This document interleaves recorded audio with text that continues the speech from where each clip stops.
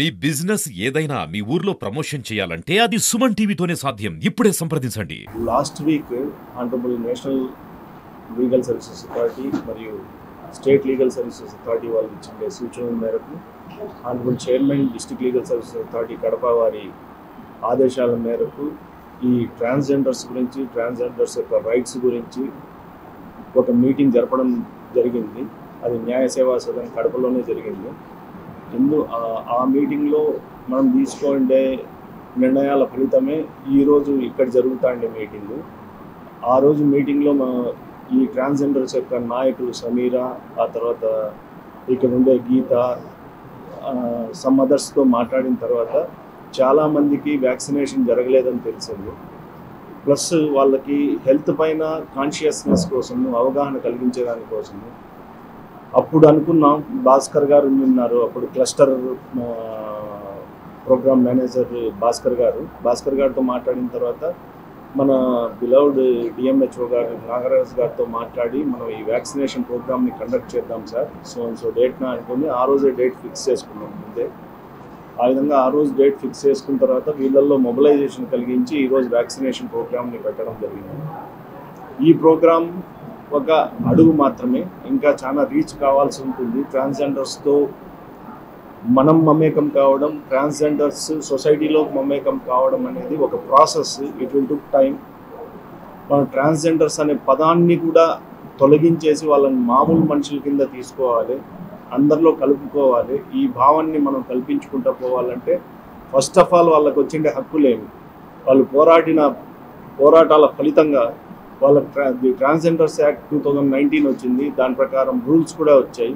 దాని ప్రకారం వాళ్ళని మనతో పాటు equivalent constitutional rights, equivalent human being identity అనేది క్రియేట్ చేయడం జరిగింది.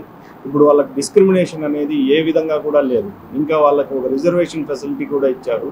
వాళ్ళని చట్టపరంగా బ్యాక్వర్డ్ క్లాస్ కిందకి రికగ్నైజ్ చేయడం జరిగింది.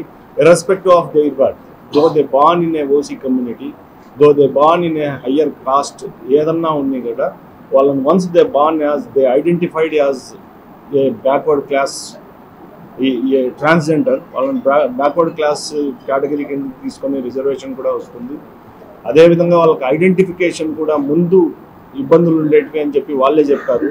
టెస్టింగ్ అనేది చాలా ఇబ్బందికరంగా, అవమానకరంగా జరిగేది అని. కానీ 2019లో వచ్చిన యాక్ట్ ప్రకారం ఇప్పుడు టెస్టింగ్ కూడా చాలా ఈజీ. వాళ్ళు స్వయంగా వాళ్ళ ఒక స్వాన్ అఫిడవిట్ ఇస్తే చాలు, to declare me as a transgender. It is suffice to issue an identity card in favor of that transgender woman or man, whoever it might be.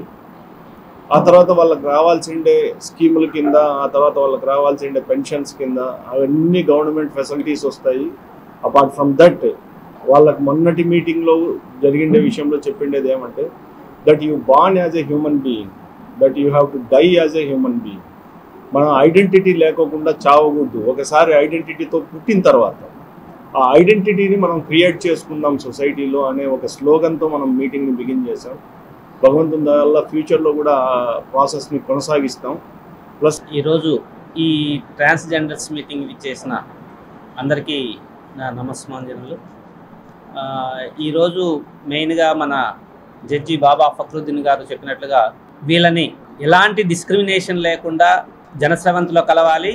అలానే నా వరకు వీళ్ళకి ఇంతకు ముందే నేను చెప్పడం జరిగింది, ప్రతి ఒక్కరికి ఎనీ హెల్త్ ఇష్యూ కానీ, వ్యాక్సినేషన్స్ కావచ్చు, లేకపోతే టెస్టింగ్ స్క్రీనింగ్ కావచ్చు, రెగ్యులర్గా వీళ్ళకి చేసి వీళ్ళు ఏదైనా ఇది ఉన్నప్పుడు ప్రొటెక్టివ్గా చేయాలి. అలానే సేఫ్ మెథడ్స్లో ఉండాలి. కాబట్టి దాన్ని యూటిలైజ్ చేసుకొని ప్రతి ఒక్కరూ ఆరోగ్యంగా ఉండాలని ఆశిస్తున్నాను. Okay, thank you.